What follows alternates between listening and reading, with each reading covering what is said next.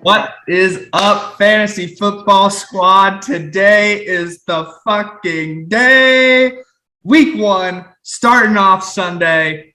And sorry, we're a little late on the draft recap, but honestly, I don't know if there's even a better day to be able to do this.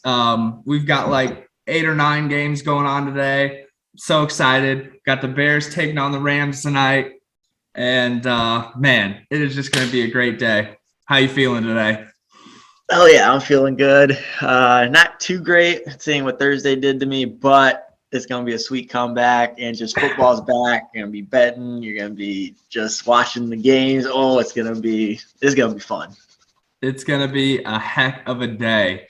Well, let's not waste any more time. We'll dive straight into our draft recap here. We're going to start with Chewy's team, who surprisingly ends up being voted the worst drafted team of the league. What did you think about that? Yeah, I mean, I think I kind of started that because I did the post and I immediately said Chewy. But the team just does not look as sexy as he usually drafts. And I think the main reason, at least for me, and I know this can bite me in the butt, because I know a lot of like writers and like stuff that I read that had Kelsey in round 1, late round 1, early round 2.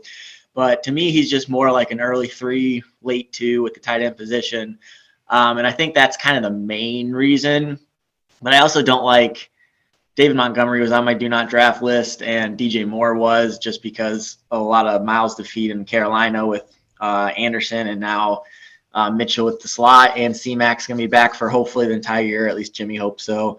So a lot of just guys that I just weren't or not so high on. So to me, this is not a great drafted team, but it could bite me in the butt. Yeah, I will play devil's advocate on the Kelsey thing, because I like you. I saw a lot of people talking about Kelsey going as an early round 2, late round 1. He's right in there with the wide receiver ones. Mm-hmm. So, but you got to think about it, like on most weeks where he's performing like himself, assuming he doesn't have any regression, I'm sure there'll be a little bit, but he does put up wide receiver 1 numbers. So to have that in your tight end spot gives you a heck of an advantage, because if you think about the drop off past that on tight ends, I mean, it's significant. I mean, look at this guy. He's putting up 20s like multiple times in a year. That does not happen from the tight end position. I mean, he's got a couple of the single digit games, but your wide receiver ones, they do that too. So I personally don't like the pick of picking a tight end that early, but I do totally understand it. Like if you look at the numbers, it makes sense that he was going that early. Yeah, I agree. Like, yeah, these numbers are good, and yeah, like I said, it might bite me, but to me, it's just not a sexy pick. But yeah, I gotta admit, these numbers are a lot better than. Did you say sexy dick or sexy pick? Sexy pick.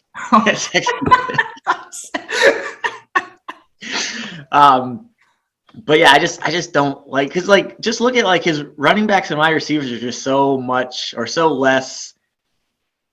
Like they're not scary. Just because Kelsey was that number 1 pick, you really don't have that number 1 running back, which I think maybe Jonathan Taylor could be, but Marlon Mack's back this year, so you don't really know how much Taylor is going to lose carries to Mack. But that's kind of the only question on Taylor. He should be a workhorse, I think. But I think other than that, I think the pick that I like the least is, and again, like you said, this could bite me too, but I don't like Deontay Johnson as a wide receiver 1. Like if I had him as a wide receiver 2 or maybe a flex, I think I'd be pretty okay with that. But having him as my wide receiver 1, that I don't like that. That's my thing with Chewy's team here. Like, and DJ Moore is kind of one of those guys we're gonna have to wait and see. He's got a new quarterback. Darnold's in town, and like you said, a lot of mouths to feed in Carolina, especially with the best fantasy player in the whole league on that team. I think DJ Moore has a good year. I don't know if it's going to be a great year. But yeah, Chewy's running back spot is very, as of right now, I think very mediocre. And I think his wide receiver two guys there are also very mediocre. So I think it's just going to be a telltale sign of just kind of how those offenses are going to run to see if that's going to benefit Chewy's players here. But on paper, very unsexy team here. I do love Russell Wilson. That guy is consistently underrated every year coming into the draft. And I think that's going to be a good spot for Chewy. So if his guys can make something happen, it could end up being a really good team. But like I said, first, like looking at this as a glance on paper and before the season starts, I don't like this team. And I don't think the league really thinks this is a great team either. Yeah, nobody really. He posted on Facebook that he went from championship to underdog real quick, and I do gotta agree with that. Yeah. But okay, so we can just move on. Let's just go to. We're just gonna go to the divisions. Just go from the top. Yeah. Just set my team up real quick. Another underdog team here. Got Team Milk Eric, who tough Thursday night for you. Geoff has Amari Cooper put up 30 points. That's super tough. Mike Evans drops a 3-ball, had a couple drops in that game that didn't look great. But yeah, I mean, you still have the good thing for you. You still have a lot of players left to play. Geoff still has a lot of players left to play. I don't think you're out of this just yet. But let's get into your team. What do you think about it? Yeah, I'm not too worried about this week. I mean, we'll see. I think so. You can see I only have 2 1:00 games, and then he has, I think, everybody but 2 1:00. So he's going to be up like 100 points. That's just going to be the sweetest comeback when I actually do pull it off. But I'm not mad at this team. The 12th pick wasn't. It's a tough pick. It's a tough pick, and I mean, I was really happy to come out with Chubb and Tyreek. Because Chubb is the number 1 running back. He's not going to give me passing yards and passing receptions, but he's just a workhorse on the ground. And then Tyreek's just the best wide receiver with the best offense, or one of the best wide receivers. So I was really happy. Mike Evans' pick, I didn't love that pick, but he had some value with where I took him. And then I was really happy to get Robert Woods.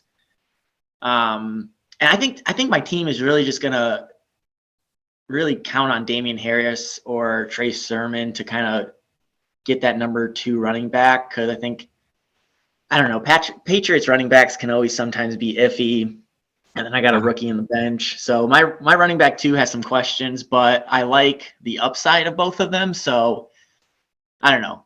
I like the team, but 12th pick is a tough pick.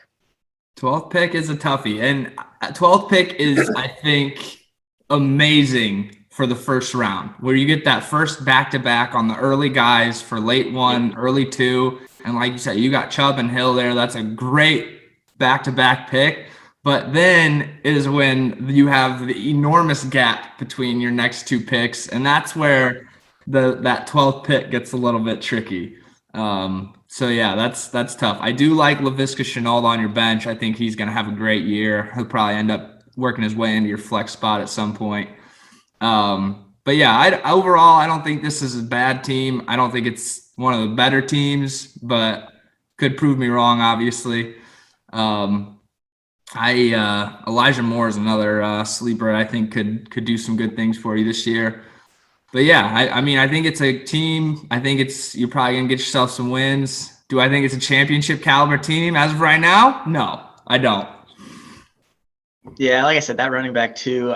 I mean, if Stafford, I love the Stafford Woods connection that I got. That's kind of, I really wanted a wide receiver from the Rams and Matt Stafford. So I got him. I was actually kind of hoping for Cooper Kupp, but Woods kind of fell into my lap. I wasn't expecting Woods to be there. But yeah, I reached for Laviska. I think he's going to have just a tremendous year. Might take him a couple games, but I think Trevor Lawrence is going to run that offense pretty well, at least better than the quarterbacks they had last year. But I mean, I think the most surprising pick I had, we saw Justin Fields go the 9th round by somebody in this league. And I did not think Trey Lance was going to be there for my last pick. So that is tremendous value. Justin Fields has a lot of value, maybe a little early in the 9th, but I mean, I thought that was not a bad pick. And to get for me to get Trey Lance in the 16th, 17th round, or how many rounds we had. I thought that was just I was shocked that he was still there. I think he honestly might have gone undrafted there if you don't pick him. And honestly, the bank of quarterbacks that did go undrafted shocked me. I cannot believe Trevor Lawrence is on our waiver wire right now. Mm-hmm. Like, nobody's picking him up. He's a starting quarterback. And he's got a super good matchup week 1 against the Texans. Yeah, I am just stunned. And we can get into some other teams that I think he could maybe fit into as we go here. But yeah, I think you're very deep at wide receiver though. So, I mean, might have some trade value there as the season goes on, but we'll just have to see how your team progresses. Yeah, we'll have to see. And hopefully I squeak out a victory versus this team. Geoff had a really good week 1 with Amari Cooper. He looked very good. The whole Dallas offense looked very good except Zeke, which they just didn't run the ball a lot. But, I mean, Geoff's team, first year in the league. What do you think about it, right? I think he drafted a much better team than I was expecting. I'll say that. He had I think he had pick 4 right behind me. I think he put together a pretty good squad. Oh, did he have? Oh, yeah, he had the pick before me. You're right. Yeah, because he got Dalvin. Yeah. So, I mean, Dalvin Cook, obviously top 2 running back in the league. Justin Herbert, I think, could be a decent quarterback pick for him. I don't think it's going to fare well for him week 1. That Washington defense is pretty tough. But I like his number 1 running back. I like his number 1 wide receiver. I actually did not like Amari Cooper coming into the season. And if we had done this draft recap before Thursday, I probably would have said some really dumb shit about Cooper that he would have just shat on my face with that 32. So I'm glad that didn't happen. But yeah, I think his team looks pretty good. I like Logan Thomas as a tight end this year. Myles Gaskin, I think, is going to have a well-improved year. I think that Miami offense is just going to look a lot better this year. He got a very dark horse kicker in the Young Hoku. I had him last year. He's a beast. I think the biggest question mark on this team, and I think you might have said it in your power rankings, it's going to be Miles Sanders. I mean, what's that guy going to do this year? You know, the Eagles offense looks a lot different. Jalen Hurts is going to be the starting quarterback. Here's the thing with that I think about with running backs. Do they have a quarterback that likes to run? The Eagles do. So does Jalen Hurts hurt Miles Sanders' rushing value with the fact that he likes to run a lot? I mean, that's 100% accurate. Hurts is going to get carries, and then that's going to leave Miles Sanders to get less carries, in my opinion. I think you see that with the Baltimore Ravens with Lamar Jackson last year, especially with maybe not Mark Ingram per se, but like J.K. and Gus Edwards. You know, you lose carries just because the quarterback does run, and that just kind of takes away plays for the running back. But yeah, you see Miles Sanders' stats last year; they're not good. I think Lubasi, or did you drafted him? I think you drafted him like early second or late first. And because I had the 11th pick last year, so similar to your pick, I had that. Like, they're not back to back, but they're basically back to back. And it was one of those things where I just had to, I know these guys aren't going to be here when I come back around. Like, I have to get, and I had to kind of reach for Sanders last year, and it was the demise of my team essentially. Ended up getting a trade off, and it was too late. Yeah, and if you just look in the stats, like, this is not a first round pick, and I think Geoff got him third round, so he did kind of reach, not really reach, but maybe a little later than last year, of course. But yeah, I mean, Miles Sanders is going to be this team's, if he's good. I mean, Miles Sanders can be probably a top 10 running back, but you know, you got Boston Scott. I think they got Kenneth Gainwell in like the 4th round of the draft last year. So it might be a committee by back. I know Boston Scott's their receiving back, so Miles Sanders might lose 3rd down, like receiving points to him. And just all signs pointed to a committee. But if he is a workhorse, that's probably one of the best picks in the draft. I don't think he's going to be a workhorse as much as I think he's going to be their primary receiving option out of the backfield. And I think that's where his value is going to come from. If he's going to have a great year, I think it's going to be receiving out of the backfield. and that could be so. But I also, you know what I heard? I heard Myles Gaskin and the Dolphins running backs. That could be a committee too. That's why I kind of stayed away from Myles. I actually liked Myles like a couple weeks ago, but then everything pointed towards, a committee. He's not going to be like the main guy. Well, I mean, he will be the main guy, but there's going to be a lot of carries to go around to other guys. So that's kind of why I stayed away from Myles. But that'll be an interesting thing to see with Jeff's team as well, with Sanders and Gaskin, seeing if they can emerge as the main guy and be that guy that Geoff wants them to be. Yeah, and I think one last thing to keep an eye on with this team too is, I know we don't think it's going to have a huge impact just because where he's at in his career, but what's Julio going to do to AJ Brown's target share and all that? We'll have to see if that's going to affect that at all. Yeah, I liked AJ Brown. I think the Titans are actually going to pass more, but you have Derrick Henry, so right, and that's why I know times a day. Yeah, I know people were raising eyebrows when I went for Scary Terry over AJ Brown, but those were some of the things that I was thinking about when I made that pick. So, all right, so a good team by Geoff. A couple things to look out on and to follow throughout the season, but I think that's a solid team. And we'll go to Chris, and Chris, I think I ranked 5th in my power rankings. When I first looked at this team, I was like, man, this team isn't that great. It's not great. It's not bad, but it's not great. But then I kept looking at it and I was like, you know what? I actually really kind of like this team. I think Jalen Hurts with a 10th or 11th round pick has tremendous value where he was drafted. Henry, he's Derrick Henry. You just kind of had to pick him where he picked him. I think he had 4th or 5th pick. But what I really like is these wide receivers. Keenan Allen's going to get you a consistent, he's consistent target share. And then he has 2 really upside wide receivers in Brandon and Jerry Jeudy. And I really like those 2. So this team, the wide receivers really sold me. I said on the power rankings that RB2 was his weak spot. But I think everyone's going to have a weak spot in the beginning of the year. You got a 12-team league, yeah. Yeah, I really dig this team. I think this team can make some noise this year. I do think this is going to be. I think we've talked about how Chris has had a couple down years. I think this is going to get him a good bounce back, assuming everyone stays healthy and everything. But we don't have to get into that. But I think this is a pretty good team too. He got Ayuk, like I said, the pick right before I was about to get him, and that really put me in shambles in the draft because that was. Brandon Ayuk was probably one of my number 1 targets coming into the season, his sophomore season. I think that offense is just going to be firing on all cylinders.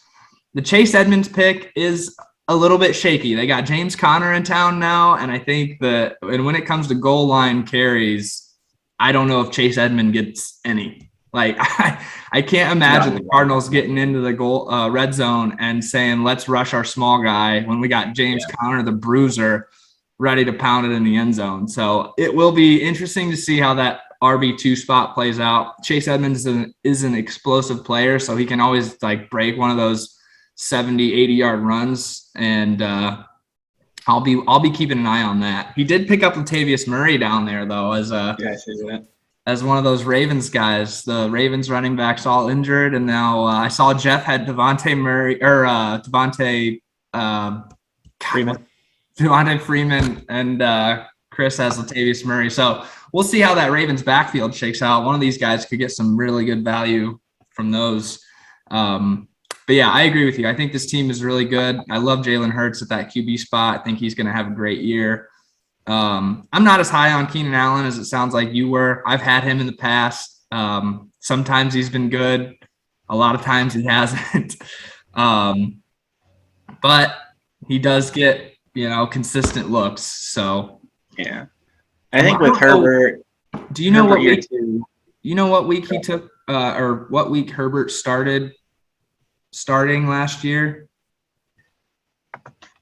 Week 3, I think. Was it that? It was pretty early. Yeah, because I think Taylor got that puncture wound. Oh yeah, that's right. He got hurt. We can look real quick though. Let's take. But I think it was early. I think it's just going to get better with time with Herbert and Keenan. But Yeah, it was week 2. Week 2. Oh, okay. So yeah, so he had him basically all year last year. Yeah, I mean, it's not that I'm really high on Keenan. He just gets consistent looks, so like that's a good borderline R or wide receiver 1, high wide receiver 2, and to have the upside that he has with the other wide receivers is just tremendous. I think he drafted well with that wide receiver. But we can go on to another team. We can go on to James's team, which was voted the best, and he put up a -3 to start the year.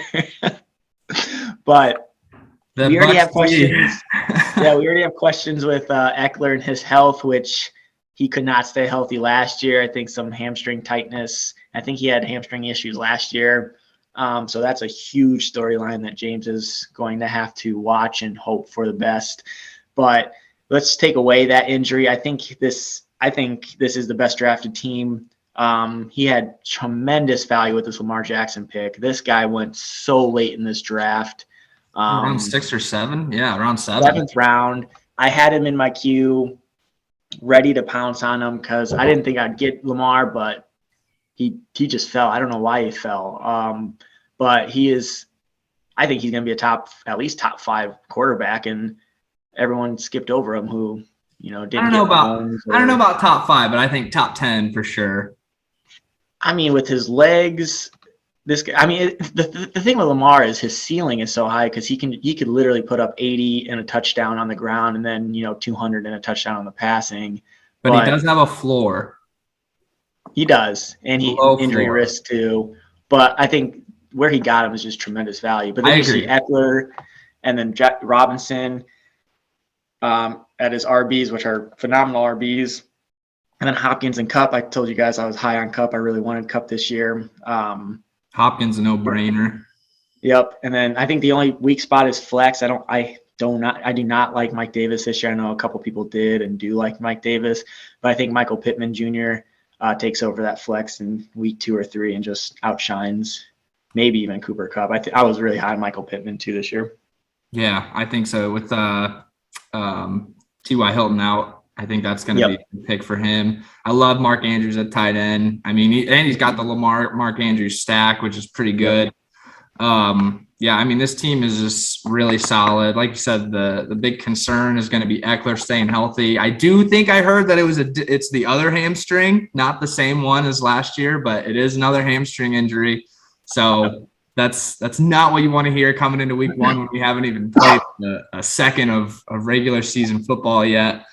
But yeah, I'm a little higher on Mike Davis than you are. I think he's going to have a pretty good year. I already tried to offer him a trade for Mike Davis. It got declined. So, but yeah, I agree with you. I think this team is going to be very good. I don't necessarily agree with the reach on the Bucks D. Can you pull up and see when he drafted them? Because he was obviously very high on the Bucks D, and 10th round. That is an early defense. That is an early defense. I think it was the first defense off the board. And the last thing you want to see is your first drafted defense putting up -3 week 1. But yeah, I think, he's got all the pieces to make up for that -3 today. Yeah. And who's he got this week? Oh, Chris. He's got Rudy. So Chris. Oh, I'm looking at the wrong one. Yeah. So actually, you know what? That's probably gonna be a really good game then. We just looked at Chris's team. We like what we see over there. This is probably gonna be a really good game.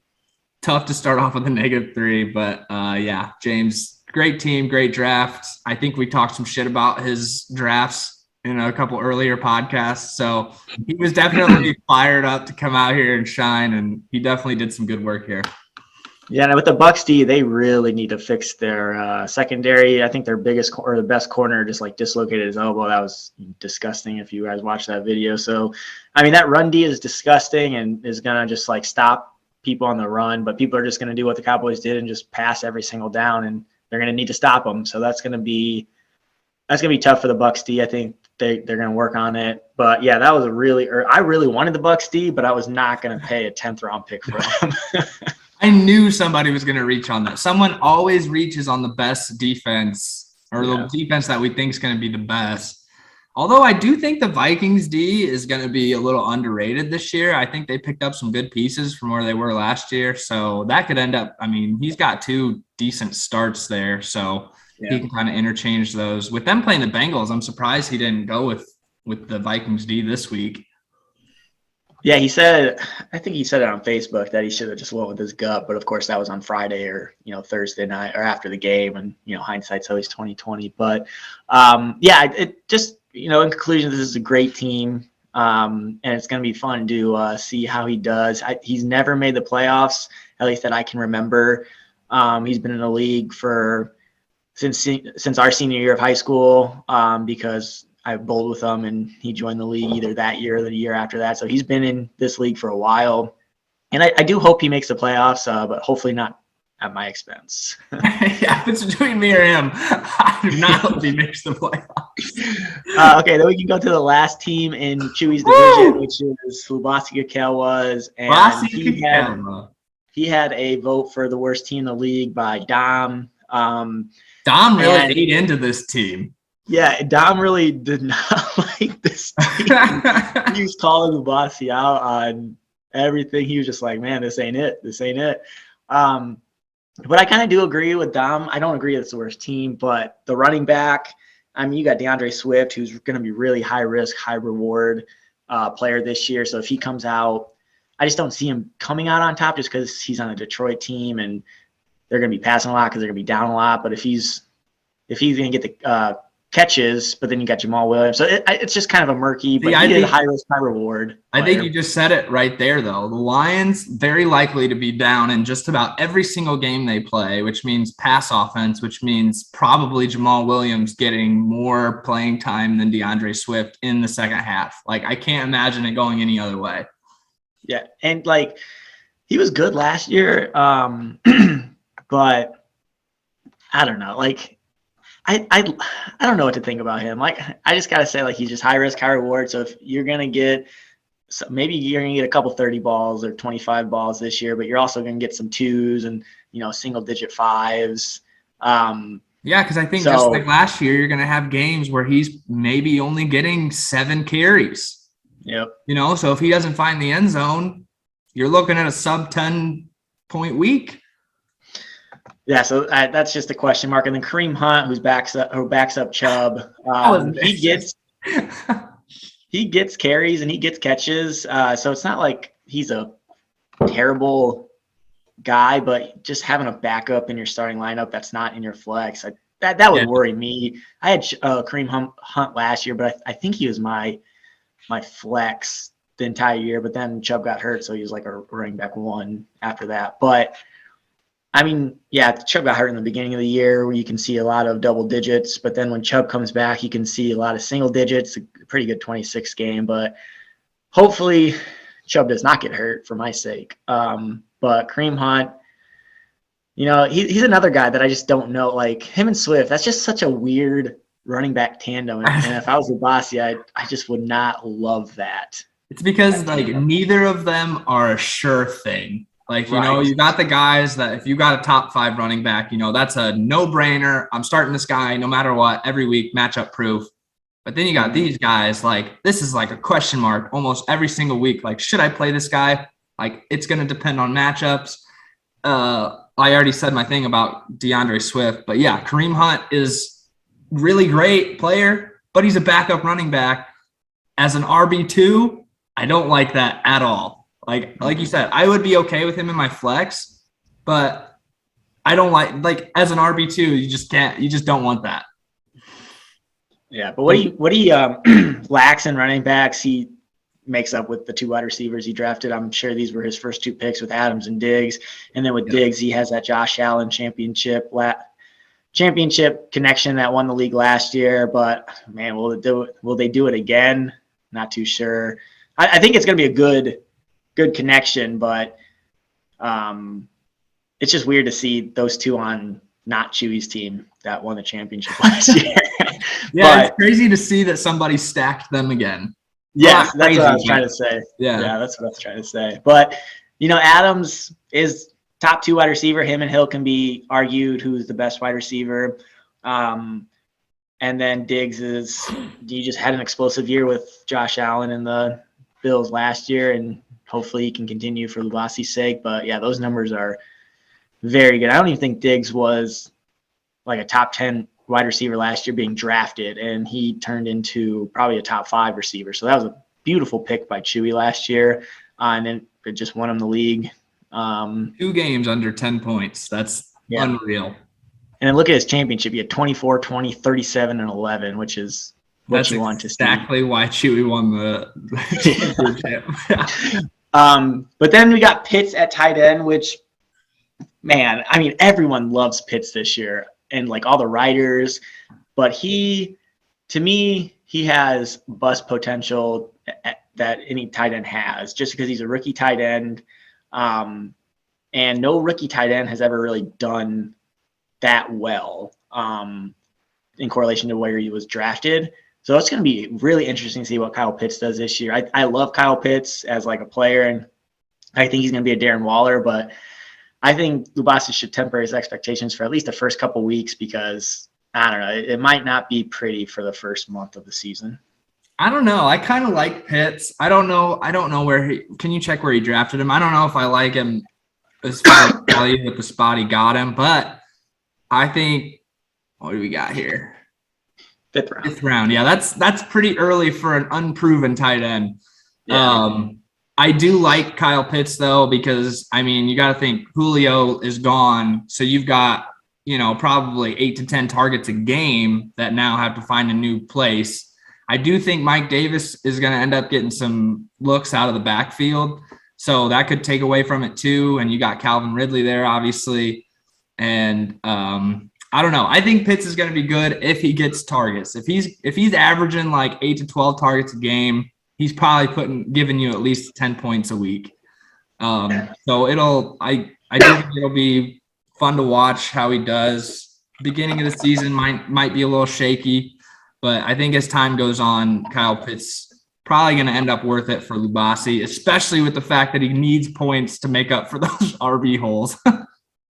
Yeah, and we'll just have to see what Kyle Pitts. But the flex area, I know you don't like Corey Davis or weren't high on him. I don't know how I feel about Corey Davis. I like him, but I wasn't like super high on him. I think he could definitely have a good year, but he just hasn't shown the potential that I'd want to see yet. Yeah, like Tennessee, I had him, I think, maybe a couple weeks. I don't even know if I think I might have started him 1 week last year, and he got me like a point. Like, it was embarrassing. But I don't know, like, new offense, worse offense. Definitely a worse offense with a rookie quarterback that is also unproven. And I think like he was like the 5th pick of the draft, 6th. Like he was a top 10 pick, and he just has not lived up to that draft potential. You talking about Zach Wilson? No, Corey Davis. He was like a top. Oh, yeah. For the Titans, I think he was a 6th pick if I had to guess. But let's see if he can, new place. It could really turn around like it did Stephon Diggs last year. So I don't know. It probably won't be a Stephon Diggs. That's probably a bad comparison, but I think he can benefit from just being in a new area. But then I think Lubasi has the Bills winning the championship this year because he also drafted Bills defense. I think he has Gabriel Davis on the bench. So big Bills fan here. And I think he handcuffed Stephon Diggs with that pick. I think that's maybe what that was. He did. And yeah, I mean, it's not like, I don't know how to think of these teams that have like real, like he's got one of the best, top 2 best wide receiver core in the league. I think I just kind of push him out a little bit just because I have Mike Evans over Corey Davis, and I think Mike Evans is a lot better than Corey Davis. But the first 2 wide receivers and my 2 wide receivers really go toe to toe. He's probably edged me out with those 2, his 2, but I have Nick Chubb, which is a lot better RB1 than Lubasi. So I don't know how to think about these teams that are just really heavy on really good in one position and then really bad at another. I'll tell you how to think about it. And just to be bad at running back is probably the worst position to be bad at. That's what I'll say with that. Well, like think about if one of his receivers goes down, say Devontae Adams goes down, he's done. I mean, he's pretty much done. Like he's got, I mean, the best case scenario, if anyone on his team gets injured, he probably hopes it's Diggs because he's got the handcuff with Gabe Davis on the bench. But I think if I don't love his depth on the bench, and I think if he suffers a bad injury on this team, I think he's one of those injuries away from just a bad season, just because he is heavy at one spot and not great at others. So if I'm Lubasi, I got eyes on some trying to trade. So I'm hoping that week 1 comes out and some of my players outshine their potential week 1, and I can get some trade pieces out of this team. Yeah, and the thing about just drafting early quarterbacks and early tight ends, and this is why I don't do it, is because it really kills your depth. Because Josh Allen was a 5th round. Fourth round pick. I was one off. Pitts was the 5th round pick. So that's 2 back-to-back round picks that he could have worked on his running backs and just could have, had more depth with the running backs. I think receiver depth he's pretty good with Mike Williams. Henry Ruggs is kind of boomer bust, but it's not bad with the wide receivers. But running backs, he's got Gordon. That's literally Malcolm Brown too. But it kills your depth, and that's why I don't like drafting early tight ends and quarterbacks, because you're going to have injuries in fantasy football and football in general, and I just like to have a little depth on my bench more than like a top tier quarterback that I can get around 10 or 11. I'm surprised he's not starting Melvin Gordon over Kareem Hunt. Melvin Gordon's the Chiefs. That should be a high scoring game. I think I would start Hunt. That's gonna be but Melvin Gordon's a starting running back as opposed to having a backup in there. All right, we'll move on to Dom's team, which had a very good week 1. And I think this is a very good team. It's a good solid team. I think he drafted very well. I love the Clyde Edwards-Helaire pick. I think he's going to have a breakout sophomore year with the best offense. It's really good to just have like a Chiefs guy in any shape or form, just because they're going to score the ball, especially if Mahomes is healthy all year. So I was eyeing Clyde, but since I got Tyreek and where I drafted, I knew I wasn't going to get him. But this is a very good pick. I know you think he reached on Aaron Jones, but I think that's a solid first-round pick. Yeah, did he get him at 6? 6. I think he had 6 or 7. Yeah, I was a little higher. I was a little higher on some other guys at that 5th pick. I think Zeke was still available, if I'm not mistaken. So yeah, I mean, maybe a little bit of bias just because he's a Green Bay Packer. But yeah, I was not super high on Aaron Jones. I think just, again, there's a lot of weapons in that offense too. But I mean, when he does eat, he eats. I can't say anything about that. When Aaron Jones is on, he's on, and definitely not a guy I'm mad about having in my RB1 spot walking away from the draft. Tom Brady, best quarterback probably ever. Yet you don't hate to see that in your QB1. He threw 2 picks in that game, still put up a 27 spot. I really liked CeeDee Lamb coming into this year. I think he's going to have a great year. And now that Michael Gallup goes out game 1, probably even going to get more targets there. And Godwin, obviously, that's a no-brainer. I really liked Higbee as a play this year. Gerald Everett's in Seattle now, so he's the lead guy in LA with a new QB, just a totally different offense running through Matt Stafford. So, yeah, I like this team. I'm not so sure. The flex is a little shaky. I don't know if Claypool's kind of a boomer bust kind of guy, but he does have some good pieces on the bench. I really like Marvin Jones this year. Darnell Mooney, obviously, repping the home squad here. I like him. And Tannehill as a backup QB, you can't beat that. Yeah, I'm really high on Chase Claypool this year. I think he has a better season than Deontay Johnson. But he is a little boomy, busty. And we always forgetting about Juju too. Like he had a really down year last year. He could turn it around.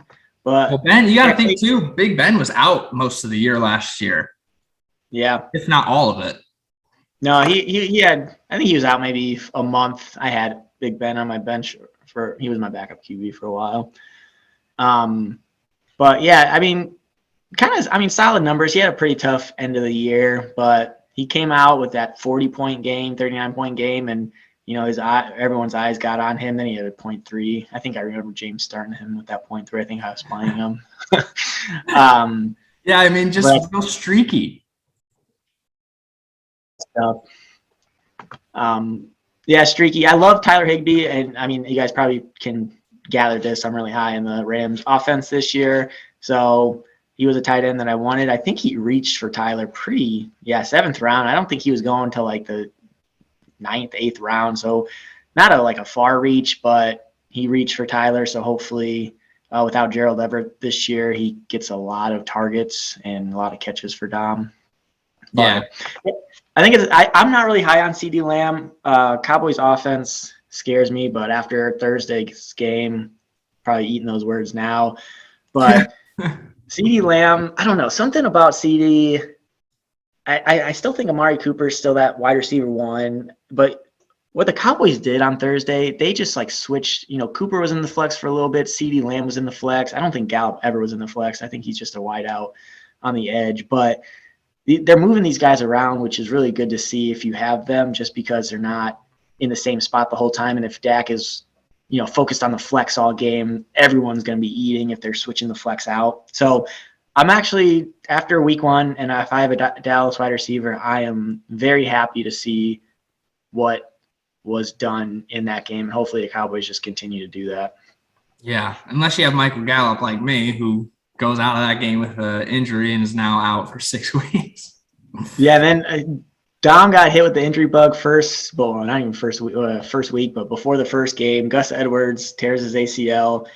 He was, I think, a 5th round pick. 4th round. So Dom loses his 4th round pick already, which is sad to see. We waited as long as possible to draft this year, later than usual. So Dom, that just is such a tough pill to swallow, and hopefully you find I think he had him in the flex. I think Chase is not a bad. I think with the matchups, I think he can play with Chase, Marvin, and Mooney. I think more Mooney when Justin Fields gets to be the starter, but it's not a bad. Don't sleep on Marquise Brown either. I mean, we saw him show some flashes last year of some pretty good games. I mean, he was fairly inconsistent at times. Yeah, but look at the end of the season stretch there. I mean, he was putting up double digits the last 6 weeks. So, I mean, don't sleep on him. He could have a good year. Dom has some really good depth at wide receiver. Not so much running back, but good depth at wide receiver here on this bench. So he's got some people to play with on that flex. If he loses an RB, though, he might be in a little trouble since he's already lost Gus.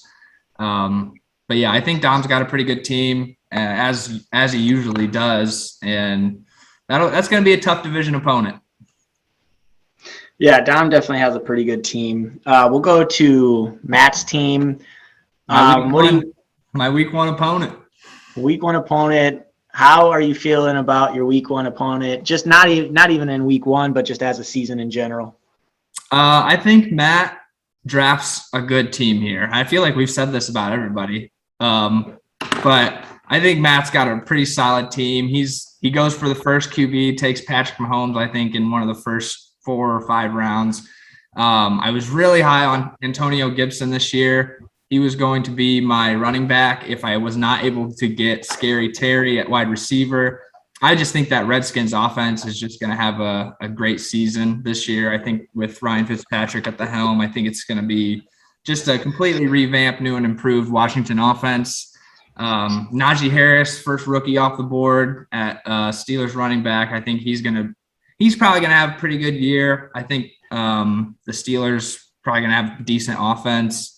I obviously love Allen Robinson, especially when Justin Fields gets the starting nod. I think that's going to be good. And I was actually really high on T. Higgins this year too. So, I mean, and then the flex spot's kind of his question mark. Raheem Mostert, like how much work is he going to get? He's not really like a ground and pound workhorse back. He's kind of more of like an outside running speedster. Who obviously gets hurt pretty often. So I don't love Raheem Mostert, but he's got plenty of plug and plays down on his bench to fill the hole in his flex spot. I'm sure he's probably kicking himself for not starting Antonio Brown at that spot this week. But I'm pretty happy about that. I mean, I would not be feeling great coming in with a 21-point deficit already after Thursday, as I'm sure you're familiar with. But but yeah, I think this team is good. I think I can squeak out a victory week 1, which I need to do. And we'll get to my strategy when we get to my team, but I need to squeak out a couple wins here in the first few weeks. And this is definitely going to be a fight. I think me and Matt are going to have a hopefully close game, but I'm hoping to come out on top. What do you think of this team? Yeah, I think you kind of pointed out Najee Harris. I think that's a question mark. He's going to get the carries, but he's just going to be like, how good is he going to be? The Steelers line is a lot different from the past Steelers line. It's not as good. They lost a lot of people in free agency, and I think maybe 1 or 2 people retired. So it's going to be interesting to see how that line affects Najee. He's going to be the best rookie back, I think, just on pure value. So as a 13th pick or whatever pick he got him, it's a very risky pick in my opinion, 14th pick, but it can definitely work out. I think it's kind of the same thing with Clyde from last year. I think Clyde was drafted the 5th pick by Chewy. And even though Chewy won the whole thing, I thought that was a risky pick. And Clyde really didn't live up to his first round talent. And I think it's the same thing with Najee. Drafting a rookie running back that early when you just don't know is risky in my opinion. But if he would have fell a little bit longer or a little bit more, I think I did like debate picking him instead of Hill, but I think Hill just kind of won out just on pure, just because I know what I'm going to get with Hill. But it's a good team. I like the team. I hope Raheem loses his job like today. Just for selfish reasons, but I think I'm really high on Trey Sermon, so I really think Raheem Mostert is gonna lose his job or get injured. So that's just kind of my personal opinion when I was doing my research and stuff. But I don't like the tight end. This is what I said about Matt's team last year or in the power rankings.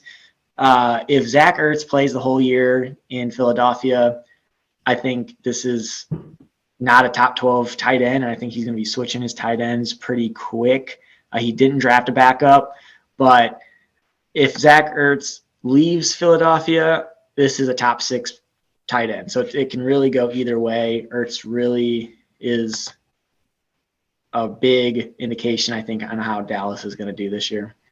Yeah, and I think, I agree with all that. I think people forget. I mean, they saw Dallas Goedert show some flashes last year, but it wasn't like he had like an insane year. And do people not realize that Zach Ertz is still in Philadelphia? Because Zach Ertz used to be a top 5, top 3 tight end.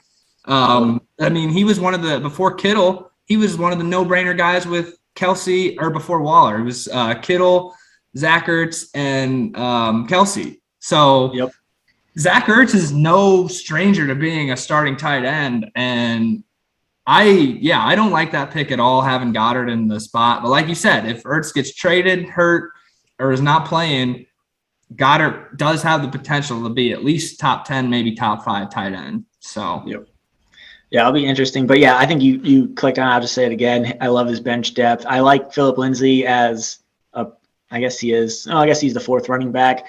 I mean, someone's got to do that job in Houston, and I think he beats out David Johnson. After that, it's kind of, I have a Houston running back. It's okay, but not the best. But I do like his 2 wide receivers on the bench. I think he drafted really good depth-wise, and especially that he got the best quarterback in the game. I think he did a very good job on securing some depth on that bench. And like I said earlier, when you draft somebody that high, quarterback or tight end, it's hard to get depth. And I think he did a very good job with that. Yeah, I think he's got good pieces there on the bench. A little wide receiver heavy, but, I mean, that could help him in the end. He's got enough running backs to sustain. So, yeah, that's going to be a good team. I'm hoping, like I said, I can squeak out the week 1 victory, but we'll just have to wait and see. Yeah, we'll go to Johnny's team. And Johnny, he loves his team, which it is. I can see why people would like this cheat team. I think I ranked him as 8th in our power rankings, and that's just really, this is kind of more personal preference than anything. I really hope he doesn't start the Browns D. He doesn't have a D on his bench, so that could be worrisome at Kansas City. But the really reason why I don't like this team is Josh Jacobs, Adam Thielen, and TJ Hawkinson. I think TJ Hawkinson will be actually all right. I think he drafted him in a spot that I just didn't like. 6th round, not too bad actually, but I think that's still a little early for a tight end, and I think he gets hurt a lot. How many games did he actually play last year? No, he only missed one game. Nope, that's a bye week. He played every game. Oh, wow. Yeah. I feel like he was always on the injury report or something, but maybe, that could bite me in the butt. But really, Josh Jacobs, Adam Thielen. Adam Thielen had just a phenomenal year on the touchdowns that he scored. I think he scored like 14, 15 touchdowns, which he's not going to do this year. And then Justin Jefferson will have his second year that we'll probably steal from Adam. And then Josh Jacobs, you got Kenyon Drake in the town. And I think he got him like 3rd round. Yeah, I was not high on Jacobs this year. Jacobs is a great running back, but like you said, you got Kenyon Drake in town now. I don't love their offensive line. And really, I just don't love that offense necessarily. And I think they've got a pretty shoddy defense as well. So another team that's possibly going to be having to throw a lot. Mm-hmm. Josh Jacobs could very well have a good year, but I think the odds are more likely that he probably doesn't have a great year. Yeah, and Raiders are not a good team, so they're going to be down a lot, and they're going to be throwing. And Josh Jacobs gets like 5 catches a year, so that's not going to be good. But then is Ronald Jones, who he actually played over Jamar Chase. I think he had Chase in there for a while. Hopefully, he didn't change that. I think I was talking about Jamar Chase in my little write-up. Hopefully, that wasn't because of me, because Ronald Jones got minus 0.6, the negative number there. But I think Ronald Jones has a good year. I think he is going to be that running back. I think he just fumbled, and once a running back who's on a committee fumbles, he's pretty much out for the rest of the game. Yeah, which is exactly what happened, and we saw Leonard Fournette take over. But I did see a lot of RB throws going to Leonard Fournette as well, so that'll be another thing to keep an eye on. If he's going to be the primary passing back, that could not be good for Ronald Jones. Yeah, and then I love DK, Zeke, and Kyler. I think he had Kyler and DK last year. I love those 3. I think that's a pretty good core. I think just the way he drafted around that, not a big fan personally. But his bench, I like Jamar. I think Jamar Chase is going to be good this year. I think rookie wide receivers just need to temper expectations for the first month. I said that too, but you just never know. Especially him, because he was talking this week about how he's having trouble seeing the ball, catching the ball. We've seen his drops in the preseason. Maybe that's why he took him out of the starting lineup. Yeah, that's probably could very well be true. But he also drafted Rob Gronkowski, which just had a phenomenal game 1. And see, this is why – I guess you can't bank on this, but this is why just, late flyer tight end could be better than like a 6th-round tight end, just because you will get these games – that Gronkowski did. And Gronk is a very good tight end in his own right. So to have him be drafted in the 14th round is just tremendous value. And I think he actually starts him over Hawkinson a couple times, just because that's Brady's basically favorite target when he's in, the red zone. Yeah, I think Gronk, I think the problem with Gronk is that he's very touchdown dependent. And the only reason he put up that 25, he scored 2 touchdowns, which is obviously great. But I think, and maybe with PPR, it's a little bit different because he does get a lot of some short throws on those short yardage situations. But yeah, I think Gronk is somewhat touchdown dependent, but he's also a proven tight end who we know has the potential to put up numbers like this. I also kind of like the late round flyer on AJ Green at the bottom here. This is the first year that AJ Green's ever been anywhere except for Cincinnati, and he's finally got like a quarterback that we know can throw the ball. So a 16th round pick for AJ Green, I think could potentially be like, I know he's kind of old, but I think he could find some value in that pick. Yeah, not a bad pick. I was going to talk about Michael Thomas a little bit, 9th round pick. I guess you can call him a flyer too, just because he's going to be out for the first couple of weeks. I don't know really how long. I think 6. 6 weeks.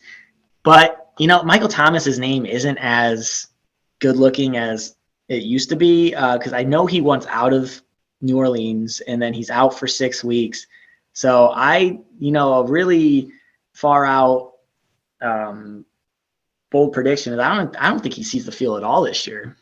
Really? You think even after the 6 weeks, he's going to not play? I don't think he's going to play with New Orleans. What if he gets traded mid-season, though?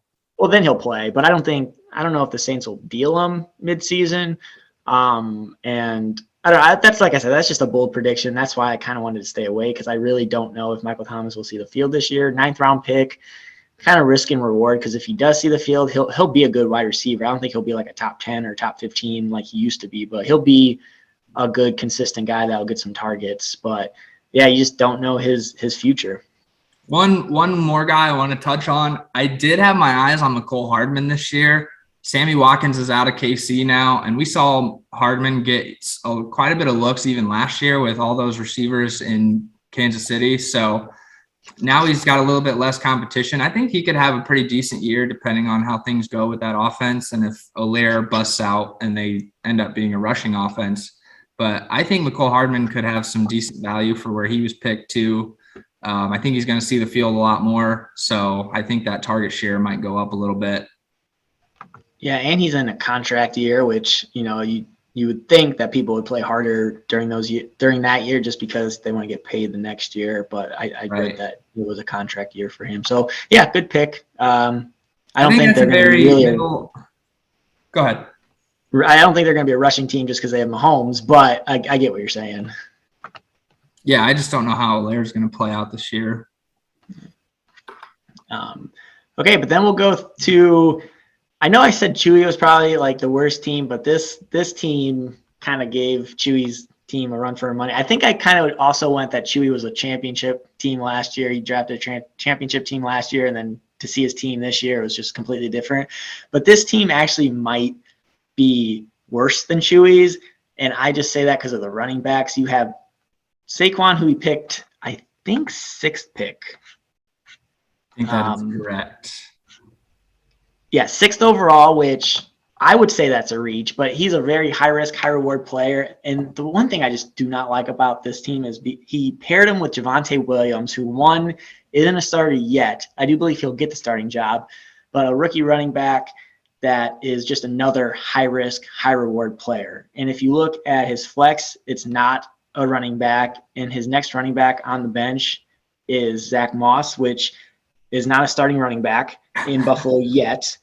And I think he's a sophomore. I think he was drafted last year. Yeah, but you have just high risk, high reward running backs he does not have a safe running back. That's the reason why I really this team does not jump out of the page to me. Yeah, I completely agree. I think he got a good pick here with Dak. I think Dak's going to have a great year coming back from that injury. Obviously, he showed it on Thursday night, just tore up that Bucs defense and almost won the game as heavy underdogs. So I think Dak's a good pick here. And obviously Calvin Ridley, he was the best receiver. Although I think he's going to have some regression this year. I probably wouldn't have taken him as my wide receiver 1.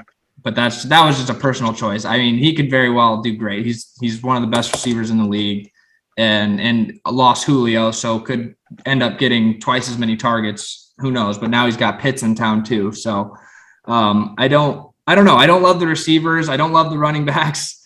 George Kittle, great tight end.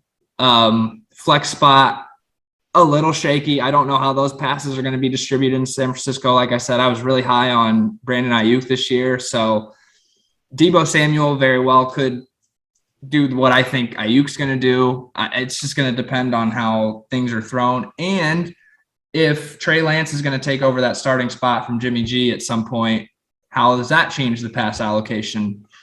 I think that's the biggest question there. And the bench depth is not really there. He's got Odell, who maybe has a bounce back year, but man, that guy has just been nothing but disappointing. I had him last year, and he made me want to just scream in a pillow every single week.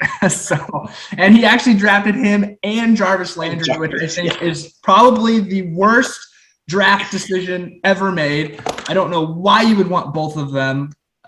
I really don't know why you'd want either of them, but definitely not both. So yeah, I just don't love this team. I mean, like you said, though, it's high risk, high reward. So could it end up paying off? It could, but the odds are definitely swaying the other way. That at least for the first few weeks, I just don't think this team has any strength. Yeah, and I think I said in my power rankings that that just things need to go right. A lot of things need to go right for this team to actually compete. I think Trey Lance will elevate his team with Debo and George Kittle. I think they'll just pass more, and Trey Lance will be a better passer than Garoppolo. So I think he's hoping Trey Lance gets that job sooner rather than later. I think Calvin Ridley will be the number one wide receiver this year. But no, maybe not number one because Tyreek Hill, but maybe number two wide receiver this year. But I'm really high on Calvin just because so many targets are up for grabs. I think he gets at least a couple of them from Julio's departure.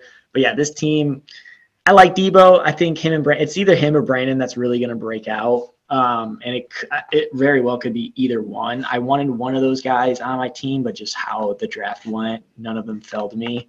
But you got both injury risks for Debo and Brandon. I think they were both missed some time. It looks like Debo missed a lot of time last year. So whoever can stay on the field, I think, breaks out this year. So it could be, like I said, either one. I wonder where he got killed.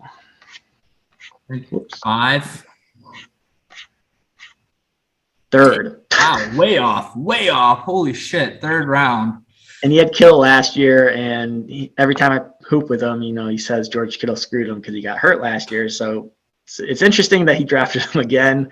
But yeah, Odell. I mean, I don't. Go ahead. I said I don't really like Odell, but I think where he got him, I don't think I have a problem with it. I don't like the Jarvis pairing, but I don't. Yeah, 6th round. 6th round? You think that's not like? That's pretty much where he was going last year, I feel like. After having, look at that. He had he got a little earlier. One great game. He had one great game. I thought he got him a little later. But, I mean, the ceiling for Odell is high from where he drafted him, but I don't think he reaches that ceiling. But it's a name. The name still pops on the page, even though we know he's not that great, but he still has some name value. The ceiling is high, but the floor is in the fucking toilet. And just getting Jarvis with him as well is just a boggling pick. And honestly, I didn't even think about this either, but he's got 2 San Francisco pass catchers, Kittle and Debo. That is not – I would not want to have 2 pass catchers from the same team in my lineup. I barely like having a running back and receiver from the same team, let alone 2 guys that need targets. Some of the pairings here are questionable to me, but again, I'll just say it again. If all the ceilings on this team hit, he's got a fire squad. But if what is likely to happen happens, I just think he's going to need to make some moves on the waivers and through trades to really build this team up from where it's at right now. Yeah, I don't mind a wide receiver tight end combination on the same team. I only had 2 teams that I really were going to do that for if I, drafted who I wanted. And that was Woods or Kupp and Higbee. I would have drafted Higbee even though I had Woods, but I did not draft Kupp. I could have drafted Kupp in one of my rounds, but since I had Woods, I just did not like that pairing. So that's why I didn't draft. But yeah, 2 wide receivers on the same team. Yeah, I don't, especially these 2. That's crazy. I don't love that team. Hopefully Rudy can prove us wrong because he gets shit on a lot just because he's never really has a great team or a great record. So hopefully he can do something to put together a year and shut us all up. But not with that team. I don't see it. Yep, I think I agree with you on that one. A lot of things have to go right for him. But then we'll go to Jimmy's team, which got 1 vote for the best team. I think Chewy voted Jimmy for the best team. And it really stems from, I don't know if this is really only stems from, but Christian McCaffrey, best player in the football, at least for fantasy football. He's going to get you at minimum double digits every single night or every single week. I know he was hurt, but look at those points, over 20 every game of the 3 games, I guess only 3, but he's going to get his, he's going to eat. there's no question that he was the top running back this year. But I know you weren't as high as me on Joe Mixon. I wouldn't even really call me high on Joe Mixon. I just don't love the pick. I don't hate the pick. He was hurt basically all of last year, but they didn't want to rush him back because of Joe Burrow wasn't playing the end of the season. So I think they just kind of gave him extra rest to kind of protect him. I think he does break out a little bit this year. I think he has a pretty good year, in my opinion. I don't know. I've seen too many years of Joe Mixon being on teams and just really fucking whoever owns him. I think Lubasi had him one year and didn't do him any favors. I don't know if that was last year or the year before. That was last year. I've just seen too much from Joe Mixon that I not like that's swinging towards the negative side than the positive. So I just would not draft him without some proven something as my RB2. So I don't know. I very well could break out, but I don't think it's likely. And then Justin Jefferson, he's probably going to have a great year. We already talked about how we weren't super high on Adam Thielen, and this is the reason why. Justin Jefferson's probably their no doubt wide receiver one. The guy is just super talented, and the biggest question mark here is probably going to be Julio Jones. I don't know how that's going to work out. We talked about it with the A.J. Brown discussion. I don't know how those targets are going to be allocated. Julio is going to get that target share, though. He's going to eat into that target share. So he's probably looking at least, probably a guy that's going to get maybe 10 targets a game. So what he does with those, who knows? He's getting a little bit older, but he's obviously a freak talent. We know Julio has been one of the best fantasy players, almost year in, year out, on a new team with a better quarterback, arguably. So that's kind of the big question here for Jimmy's team. Well, really that and Mixon, I guess, are both kind of if both of those guys can do well, this team's probably pretty scary. Yeah, and that's why I picked Julio as my league winner for him. A league winner just kind of made breakout star. If you see old Julio, I think this team is extremely dangerous. But you don't know who you're going to see. But I do really like Noah Fant this year. Last year I drafted him as a sophomore, going into his third year. If I was going to pay for like one of those tier 2 tight ends, I think it would have been this one would have been Noah Fant. I think Teddy Bridgewater is just one of those guys that really checks down. He doesn't really throw, deep passes. And I think Fant's going to be the beneficiary of that just because he doesn't really go deep because he's a tight end. So I do like that pick. The flex position, Jimmy kind of made his argument on Facebook about Devontae Smith. And you guys know I've said it multiple times already about rookie wide receivers. But he does have a favorable matchup in Atlanta. And I know they're going to throw the ball, and Devontae Smith might have a good game this week. But I don't know about, the rest of the way. But he's banking on rookie Devontae Smith pretty heavy this week and probably the whole year because it seems like Jimmy's really high on him. But the pick I really do love on this team is on the bench, and that's James Conner. I think you talked about it when we kind of talked about Chase Edmonds, but I think James Conner is going to be a very good value pick from where he was drafted and could really shine on this Arizona offense. Yeah, like if you think back to the year that Le'Veon Bell got hurt in Pittsburgh and James Conner took over that offense, he had – I think that's what won – I think it won Joey the league that year. But he got second. Oh, yeah. Well, either way, he took Joey to the championship, basically, got him to the playoffs and everything. James Conner had an absolutely great year. And from there, he just had problems staying healthy. So now, as a complement back to a speedster running back like Chase Edmonds, I think James Conner is going to get a ton of goal line work and probably score. I bet he scores definitely. If they're both healthy all year, I still bet James Conner scores more touchdowns than Chase Edmonds. Really, the only thing with James Conner is like how many carries is he going to get outside of that red zone goal line work. So that's kind of the thing with him. But I agree with you. I think as a value pick, that is a great guy to have on your bench. And especially a guy that you could interchange out in that flex spot. Like you said, Devontae Smith, great matchup this week, but maybe next week he doesn't. And to plug James Conner in there, I think that's a great pick.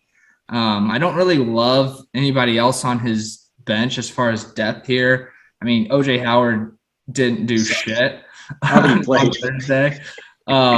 And he did have Curtis Samuel go down on IR this past week, which is a bummer because I think Curtis Samuel was going to have a pretty solid year this year in a new offense with my slanger Ryan Fitz throwing him the ball. But so it was tough to see him go down, but I think this team's still good. I actually do like Emmanuel Sanders on the bench here.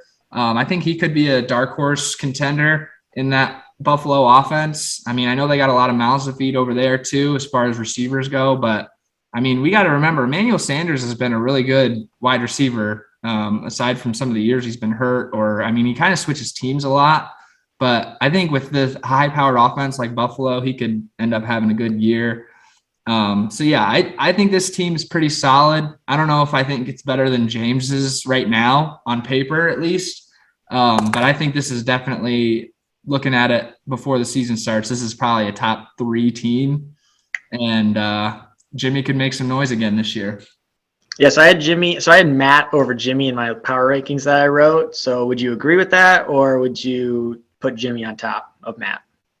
I think both of those teams are very close in their potential. I'd probably give Jimmy just a slight edge, just because if old Julio is back, this team is better in my opinion. And with Christian McCaffrey, I mean, number 1 fantasy player in football, I got to give Jimmy the edge a little bit over Matt just because of that. Okay. I can see it. Like I said, I picked Matt a little bit more. But yeah, it's that those two are going to be really close. I think they're in the same division, right? Yeah, they're both in those are the 2 guys that I play twice this year. Not good for me. You play another guy twice because I had to add 18. I don't know who the other guy was, but you. Oh, you're right. You're right. I think it might have been Johnny. Yeah. So, but yeah, good team, Jimmy. Nice bounce back. Not even a bounce back. Nice continuation of last year's team. I think he has all the makings of being a playoff team again, but people have to perform, and we can look at projections all we want, but it's all about on the field. So I guess we'll see how Jimmy's team does. And then go back to that right before we get into my team. Go back to the standing screen. I want to point something out real quick. That me and you are tied for the lowest percentage to make the playoffs right now. We apparently, according to ESPN, we currently sit with the 2 worst teams in the league. And I want to point out why that is. ESPN does this little thingy, which is a projection of, how they think your team did. And that's all about their projections.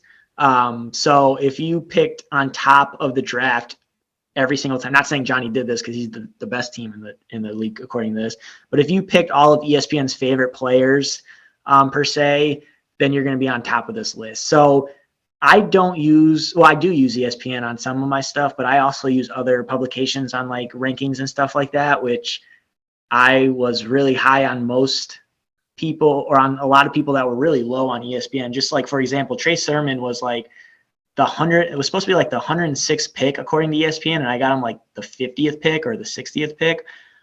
So those reaches that ESPN called reaches are the reason why.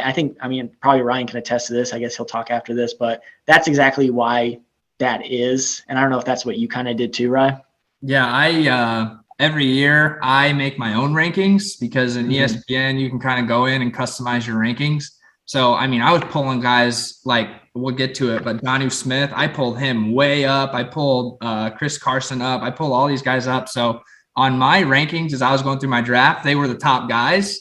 But those were my rankings, not ESPN's. So I was even taking reaches when I didn't know I was taking reaches, because I had no idea where some of these guys, like once I made my rankings, I don't even know where they're at on the official ESPN rankings. But I was just drafting for my own plan, and obviously gets me down to the 12 spot here on what ESPN thinks. But yeah, I just thought that was fun to worth noting that me and you Yeah. currently sit as the quote unquote worst teams in the league. But I can't wait to prove everybody wrong. So we can get into Yeah, I think with my All-Star team I had 2 years ago, I think I was ranked either 10th or 11th. So I was really on the bottom tier on that one too. And I think you were like 3rd or 4th on your All-Star year. Yeah, you just never know. ESPN has its rankings and it's literally only ESPN. So if you don't draft within the ESPN realm, you're going to be low. And you can even see the top 2 guys on this team we were not high on at all with Johnny and Lubasi. And they have, Lubasi's 3rd, but Johnny's been number 1, and we just kind of talked about his team not being as good in our opinion. So I guess it's more our opinion on this like podcast and my writings of power rankings. So I hope you guys don't take those too personally. No, take it personal. Prove us wrong. That's it. But I just don't want you to get like upset that I'm not too high on your team. But I think it's just another fun thing. If you're getting upset about what we say about your team, you're in the wrong league. I thought the power rankings just would be another little fun thing to do. And I like them a lot. I think that's great.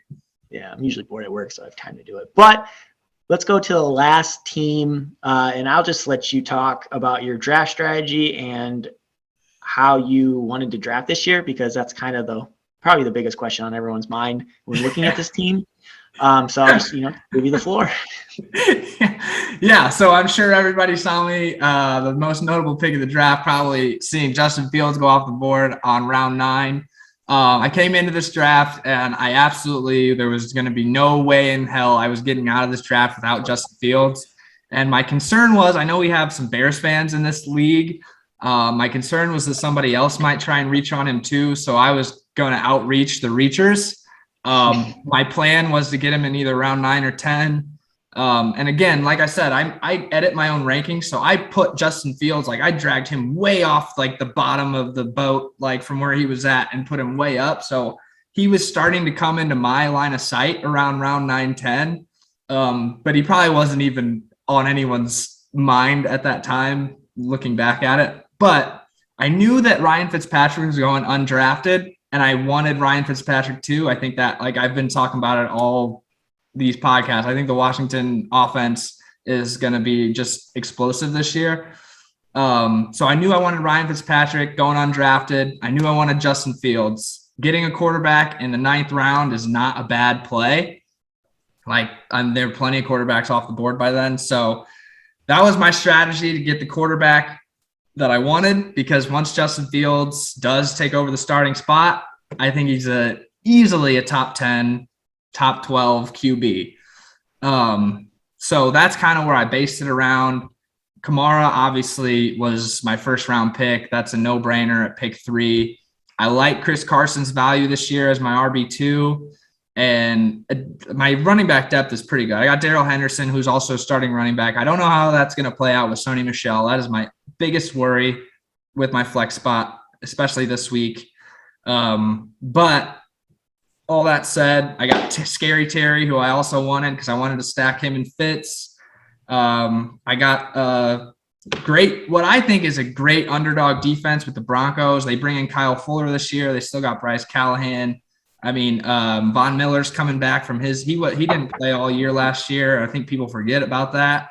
But he's coming back this year. I think that Broncos D is a dark horse defense, especially this week versus Daniel Jones and the Giants.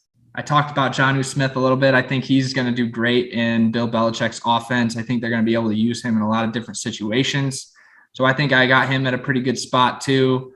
They do have Hunter Henry, which is my only concern with Jonnu. But Hunter Henry is very injury prone. So I feel pretty good about my team right now. I know everybody else kind of has their own thoughts and think that I'm going to suck with this strategy, but I think it's going to pay off. What do you think? Yeah, I think, the biggest question mark for me is Darrell Henderson. I did not like Darrell Henderson. I think everyone kind of jumped to him being the lead back now that Cam Akers is gone, but I don't even think he did that great last year when he actually got opportunities. I guess he had a couple good games, but I don't know. I just don't like that it's always hard for like when a starting running back goes down, who's going to take over? Is it going to be the backup? Are they going to sign somebody? And like you said, Sony Michel might do well in that Rams offense. So that's the only really question. But I love the depth here. I love Michael Carter this year. I wanted him or Trey Sermon. I wanted one of those guys to get out. I'm glad I got Trey just because of the offense that Trey has is a lot better than Carter. But I think he'll get good targets and he'll rush pretty good. And I like Cortland Sutton as a bench guy. I'm not really high on Cortland Sutton, but for him to be on the bench and as a second or a third wideout / flex, I think that's a very good pick.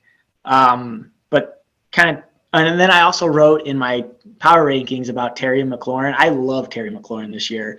But you also drafted him instead of, AJ Brown or Justin Jefferson. So that's just going to be, I'm not saying that's wrong. I'm just saying, it's something to keep an eye on. Let's see, if Justin Jefferson goes off this year, that's just kind of a missed pick by you. But I think Terry has a great year. I'm not, bashing that or anything. But yeah, I think Justin Fields could have waited. I think Trey Lance is a better prospect, and I got him in the last round just because of the offense. Not saying that he's a better quarterback, just kind of in the offensive system that Lance has. I think he'll be better once they start starting games. So I think you could have got Justin Fields maybe a little later. But I think the only really thing that I have a problem with is Ryan Fitzpatrick. I know you're high on that, but you could have got Tannehill like in round 13. Like you could have got a better quarterback other than Ryan Fitzpatrick while you wait for Justin Fields. But I mean, if you have conviction, you have conviction. So yeah, it's all about, like I said, it's your team. Yeah, that was like my draft strategy was to reach for Justin, get Ryan last round, and build up the depth at RB wide receiver, which is pretty much exactly what I did. I think Terrace Marshall is going to have a surprisingly good season in Carolina. I think that offense, I mean, there's like we've talked about all throughout this, there's a lot of mouths to feed over there. But Terrace Marshall, he's going to be playing out of their slot, speedster guy. I think Darnold could find him quite a bit. And if any of those wide receivers in Carolina go down, Terrace Marshall's going to be straight up to a wide receiver 1 or 2, in my opinion. Tony Pollard, best handcuff in the league, I think. He even outscored Zeke this week because he's more, they both catch passes out of the backfield, but I think Tony Pollard is the more go-to as far as the pass catching back. And like you said, I'm really high on Michael Carter. I had him and Trey Sermon right at the same spot where I was going to draft him, but I'm not mad at all that I ended up with Michael Carter. I think he's going to end up taking over that backfield at some point or another over his name just Evan Coleman. Yeah. And yeah, the Cortland, my two biggest probably like interchangeable ones are going to be Cortland Sutton and Tyler Boyd. But I think people forget that last year when Joe Burrow was actually starting, Tyler Boyd was doing really well. I know they bring in Jamar Chase this year, but look at those numbers. I mean, not bad. Rough week 1, rough week 5, but I mean, double-digit points consistently throughout like the first 8 weeks. Joe Burrow goes down, his numbers kind of tank a little bit, but now Burrow's back. Jamar Chase can't catch the ball, but he's at least going to draw some receivers away from people with the speed. So I think Tyler Boyd is possibly a bit of a sleeper this year, just based on how people were looking at him coming into the season. So yeah, I think my team has decent potential. People are talking, I got to vote for worst team in the league. I definitely don't think I am, but I'm excited to see how this plays out. And if what I think happens, then Justin Fields is my league winner. And so you say what, fourth game? I personally think second game. I think he's going to come in after halftime of week 2. But if he comes, if we're thinking more realistically outside of my own brain, probably week 4 or 5. So my thought is if I can scrape by with 2 to 3 wins within the first 5 weeks before Justin comes in, my team is sitting pretty and we're making a playoff run. Yeah, I think Justin Fields and even Trey Lance that I have, I mean, are just tremendous value picks. Like I gave up or I drafted him last round. So if he doesn't work out, like, I think most of last round picks usually get dropped anyway. So the value there is just tremendous. The only reason that I was higher on Fields than Lance, I mean, obviously there's probably a little bias in there, but the main reason I was higher is because they've been talking like potentially Trey Lance doesn't start this year. They still like Jimmy G, and he is obviously much better than Andy Dalton. And I think there's no doubt in anyone's mind that Andy Dalton loses his starting spot within the first 5 weeks and Justin Fields starts. But with Trey Lance, it's kind of more of a question of, is he going to take over this year? And if he does, when will that be? We don't know. But if he does take over for any reason, you have, like you said, tremendous value, and that's possibly a league winner for you too.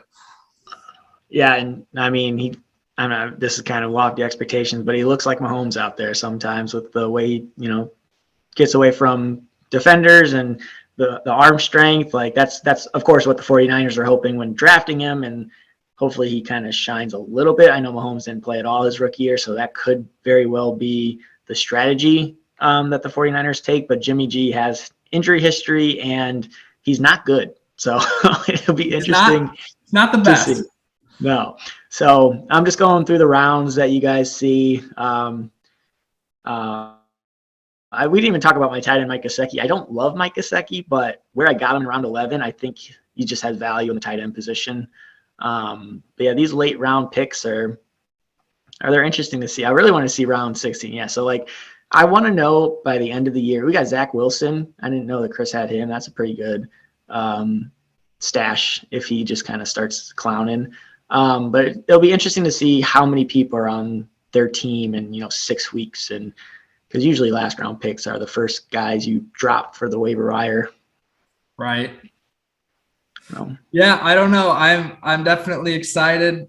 I hope my strategy pays off. Well, I'll be able to shut a lot of people up. But I think even if my strategy doesn't, I'm still not the worst team in this league. And I fully expect for my armpit not to have to get waxed. Yeah, so going on that, I'm going to remind everybody on a league page soon that is going to be the punishment. I think everyone was at least okay with it. I know there was a couple guys that nobody wants to do it, but if you don't think you're going to finish last, what's it matter? Right. So we're just going to, you wax your armpit. Somebody has to record it. And then you could just put it on our league page. You don't have to post it to Twitter and Instagram and unless you want to. But that's going to be the punishment. And if you don't do the punishment, there's going to be some repercussions. Mostly you are not going to have a spot next year in the draft. We have 2 or 3 guys in our waiting list, and you could be very easily replaced next year.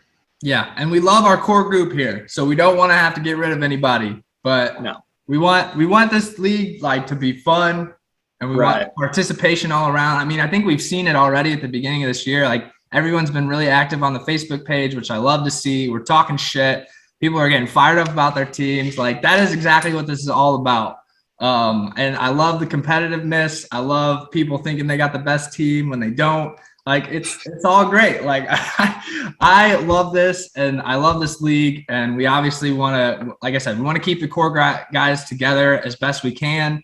But yeah, if people aren't participating in the stuff we do, or then we'll just get somebody that wants to participate.